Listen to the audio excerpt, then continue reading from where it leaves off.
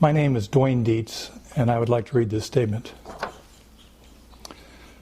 Although my involvement in the 9/11 issue has focused primarily on the problems with the collapse hypotheses for World Trade Center Building 7, my background as a retired NASA aeronautical engineer has often brought questions my way regarding the airplanes, including, of course, the flight that allegedly struck the Pentagon. Examination of the official flight profile raised serious technical questions in my mind. Questions which led me to the view that it is highly unlikely such a profile could have been flown as reported. In other words, it seemed to be physically and aeronautically impossible. My skepticism proved to be well-founded when I watched National Security Alert, the most recent video from the Citizen Investigation Team, or CIT. More importantly, I now realize that the flight profile data released by the government was a spurious smokescreen, and that the answer to the question of what really happened at the Pentagon on 9/11 comes from applying logic with very little involvement of aeronautical principles. To be more precise, the answer comes from eyewitness accounts collected from individuals who had clear views of where the plane flew in relation to the Citgo gas station across the highway from the Pentagon. Several of these witnesses were recorded by the Center for Military History or by the Library of Congress shortly after 9/11-01. CIT followed up on this testimony, doing investigative video interviews at the various sites where each person made their observations, or when this couldn't be done, by audio recording. In a nutshell, these key eyewitnesses independently agree that the plane flew north of the Citgo gas station as it headed toward the Pentagon.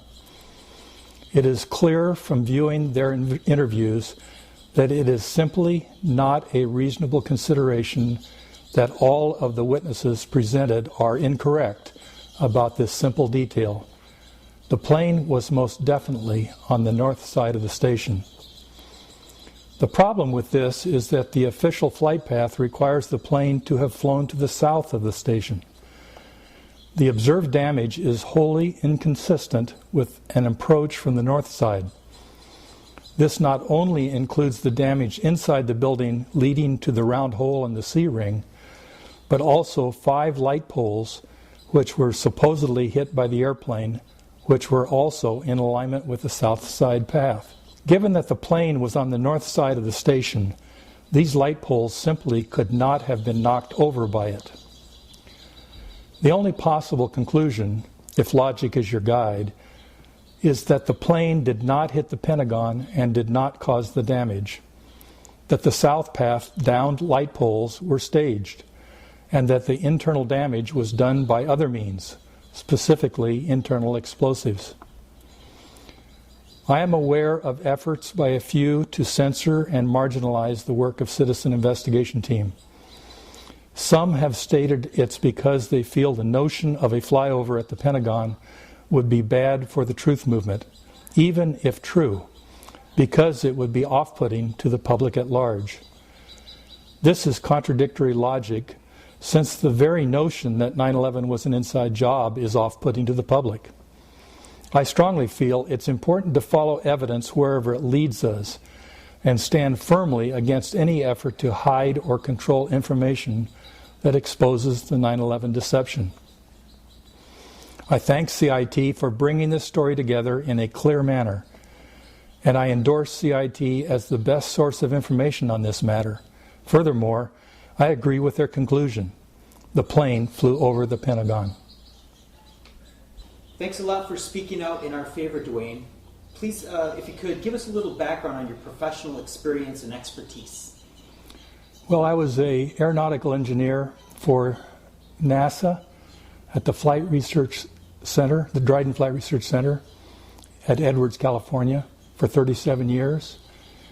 We basically work with experimental aircraft, develop new technology, either that goes into airplanes or sometimes the airplanes themselves are the flight experiment. And I retired about 10 years ago and have more or less changed my focus into what went on at 9/11, primarily at the World Trade Center. So you mentioned in your endorsement that you initially questioned the aeronautics regarding the official flight path. Is that correct? The flight path, actually, I was first troubled by the inexperienced pilots on the other planes as well. I felt like what they were supposedly have done was extremely difficult task, even for an experienced pilot. So that got me kind of interested. With regard to Flight 77 at the Pentagon, I was also very troubled by the very high speed, very close to the ground. So I just was very troubled by that, and I looked into it some. The more I looked into it, the more I started to question the flight path itself, particularly in the approach area. It didn't seem to fit together right. Right. Now, you're an active member of Architects and Engineers for 9/11 Truth, as well as Pilots for 9/11 Truth. Isn't that correct? That's right. Have you seen the presentation by Pilots for 9/11 Truth titled 9/11 Attack on the Pentagon? Yes. In the portion where they discuss the G-forces required for the final descent of the plane in relation to the official flight path and the official data showing the altitude of the plane according to the alleged black box and the required descent of the plane to become ground level as shown in that 5-frame security video. Are you familiar with that portion of the presentation? Yes, I'm familiar. I've looked at it quite a bit because it does bring out a number of troubling issues about the whole thing, and they've looked at several variations on what you described. In one case, they arbitrarily lowered the altitude, and even that is beyond what is either reasonable to take place or even possible, and it disagrees with the flight data recording data. That's right. Now, have you read their tech paper titled by Pilots for 9/11 Truth titled North Approach Impact Analysis regarding the impossibility of a transition from the north side flight path as reported by the eyewitnesses to the required official south side flight path? Yes, I've looked at that as well. All right. Do you find their findings to be accurate and reasonable? Well, first of all, I will say that the very idea of having a plane suddenly do it's a very extreme maneuver that would be required to do that. To even imagine that a pilot would at that point suddenly make that extreme maneuver is beyond belief.